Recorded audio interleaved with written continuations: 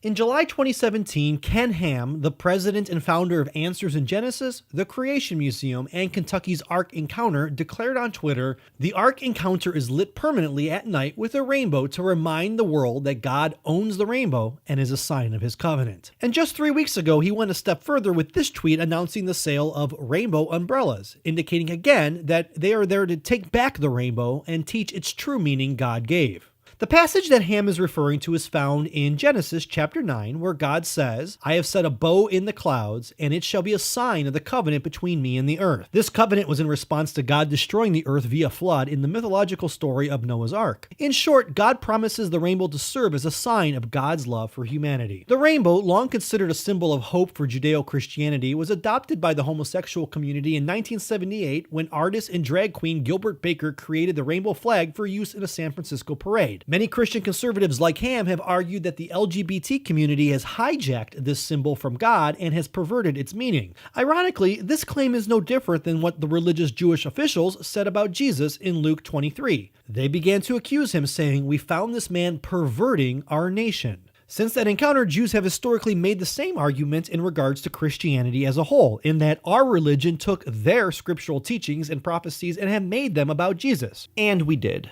So in their opinion, Christians have hijacked and perverted the original covenant God made with Abraham's descendants. There's no way to prove that we're right and the Jews are wrong, or vice versa. As Christians, we believe that Jesus fulfilled, not hijacked, God's covenant. But this comes down to a difference in belief and why different religions exist. So with this in mind, I'd like to propose a different case that also can't be proven either way in regards to Mr. Ham's tweet. What if the rainbow flag was actually what God was talking about in Genesis? That the LGBT community has not hijacked something from God, but is actually the fulfillment of the promise by God. Now let me explain. I once asked a gay colleague what he thought the reason was for why God made LGBT people. He argued that if we are an abnormality or a mistake, evolution would have wiped us out a long time ago. So maybe LGBT people serve a specific purpose for the good of humanity. Maybe it's because, now it's his words here, we bring the fun. I initially laughed at this, but his response stuck with me. Not to generalize, but it's kind of true. Gays seem to have a knack for bedazzling dull situations. Between arts, fashion, neighborhood revitalization efforts, and the typical student council class president, we serve an interesting role in creation. Maybe heterosexuals are called to create babies, and gays are called to create joy? Both divine callings.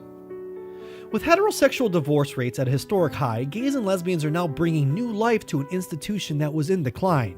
In regards to unwanted children, homosexuals are there to adopt, to bring love to whom some would painfully have labeled a mistake.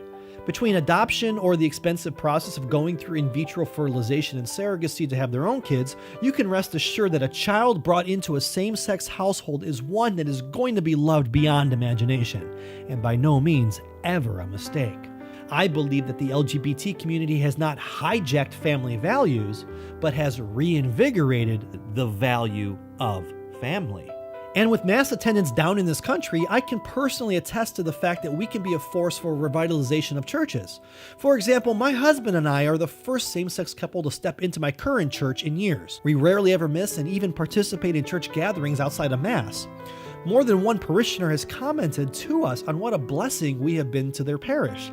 Now, I don't know where they're coming from and why they say that, but nevertheless, there seems to be something that they claim we bring them.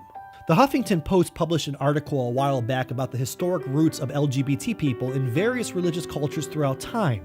I'll include the link below. It's worth reading because whereas in this past century queer people have been victimized, this hasn't always been the case, and in many cultures our community has actually been elevated, honored even, and respected for, of all things, our religious leadership. John 9 tells a story about Jesus and his disciples encountering a blind man from birth. The disciples ask him, "Rabbi, who sinned, this man or his parents, that he was born blind?" Jesus answered, "Neither this man nor his parents sinned. He was born blind so that God's work might be revealed in him." It is arrogance and ignorance to label a blind man as broken just because he's unlike the majority of people who can see.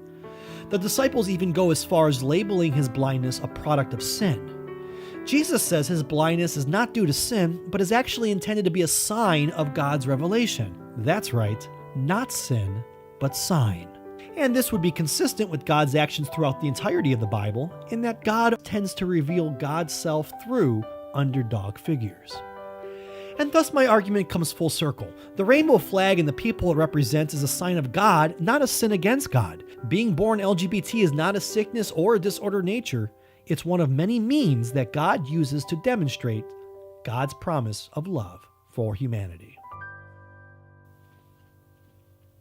But if that doesn't satisfy Mr. Ham, I'm okay with being catty enough to point out that immediately following God's declaration of the rainbow and his covenant, there's an abuse story that takes place by Noah's son against his father. The father, upon hearing what his son had done to him, immediately curses him and his descendants. That son's name was Ham. Mr. Ham, this story teaches me that the father isn't happy with his son because of his actions of abuse. Now, whatever you'd like to say about who owns the rainbow, the truth of the matter is the Noah's Ark story ends with Ham as the sinner.